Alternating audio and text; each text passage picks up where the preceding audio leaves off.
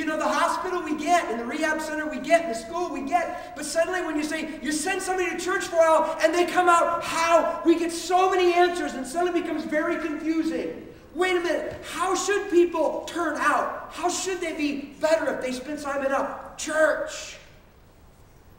But you know what we all recognize? Even if we don't like church, is that somehow church ought to change people. Church ought to make people better people. Somehow, and in some way, the church ought to be a place of transformation, of change, and of growth. And I think we all sense that that change is more than surface change.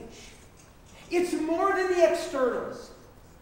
Frankly, I have been to so many churches over the years, of what churches I've been a part of, that are very, very good at changing the externals of a human being, rearranging how they look and how they behave and how they speak and where they go and who they hang around with and the activities they do. They're so good at changing the externals. And there's pressure to conform to them.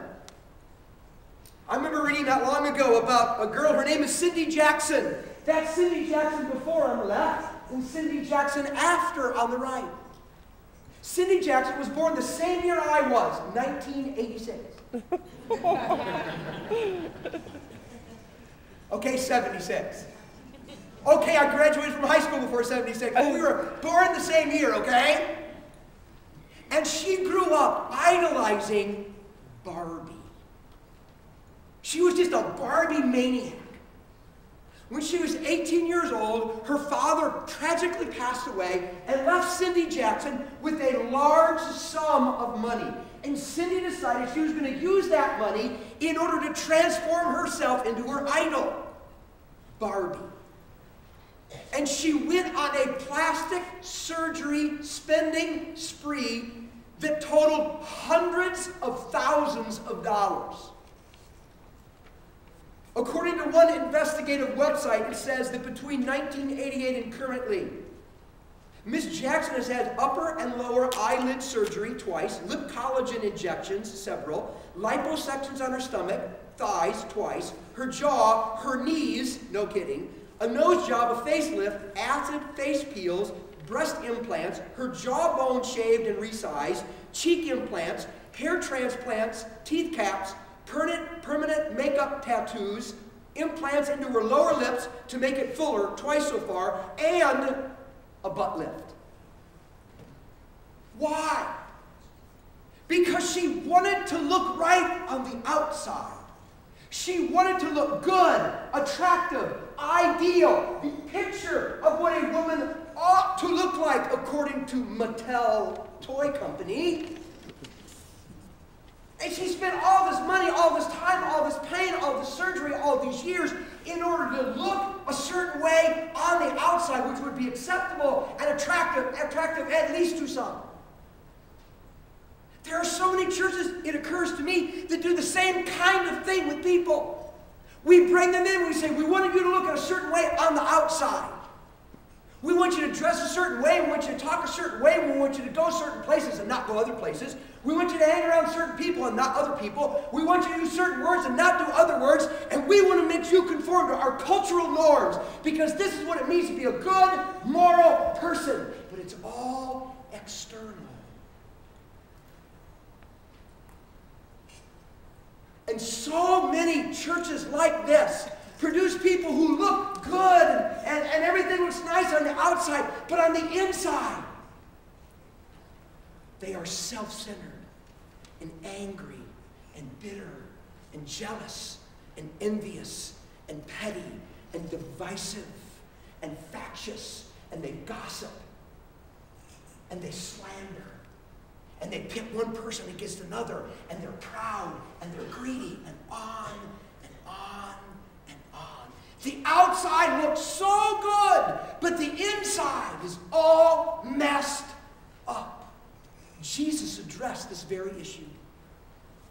looking to a bunch of people who led a religious movement that specialized in getting other people to conform on the outside, Jesus said these words. He said, "Woe to you! You are like whitewashed tombs, which look beautiful on the outside, but on the inside are full of dead men's bones and everything unclean. In the same way, on the outside you appear to people as righteous, but on the inside you are full of hypocrisy and wickedness." Jesus is not impressed by some external conformity to some sort of moral code in a group of people. Jesus is impressed with. Jesus is all about, the church is to be all about something deeper and something more profound, where we are transformed on the inside. To where we become people who are filled with qualities like this. We are filled with love and joy and peace and patience and kindness and goodness and faithfulness and gentleness and self-control. That's the kind of transformation that should happen on the inside of people in church. You know, we're pretty deep right now into a series that we're calling No Perfect People Allowed. And we've been reminded that the church, if it's working right, is a place where there is acceptance and authenticity.